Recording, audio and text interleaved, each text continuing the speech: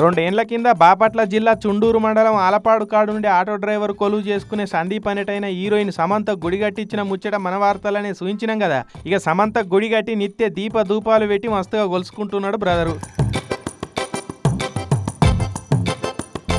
ఇక నిన్న సమంత పుట్టినరోజని పెద్ద కేకు పట్టుకొచ్చిండు. అట్లనే చుట్టుముట్టున్న అనాథాశ్రమాల నుంచి పిలగాళ్లను, వృద్ధాశ్రమాల నుంచి పెద్దోళ్లను గుడికి తీసుకొచ్చిండు. ఇక వాళ్ళని ఎగిరిచ్చి దుంకిచ్చి కేక్ గోపించిండు. ఇక కేక్ కటింగ్ అయిపోయినాక అభిమాన సమంత దేవత గుడి ముంగట పరదలు వరిసి వచ్చినోళ్ళందరికీ గ్రాండ్ గా దావత్ ఇచ్చిండు. ఎందుకన్నా సమంత అంటే గుడి కట్టేంత అభిమానం నీకు అంటే సమంత గారికి మంచి అభిమాని. సమంత గారు చేసే మంచి పేదలకు చేసే సహాయాలన్నీ నాకు నచ్చి నేను ఇట్లా ప్రతి సంవత్సరం ఇట్లా చేస్తాను. ఇగో ఇట్లా అంటున్నాడు.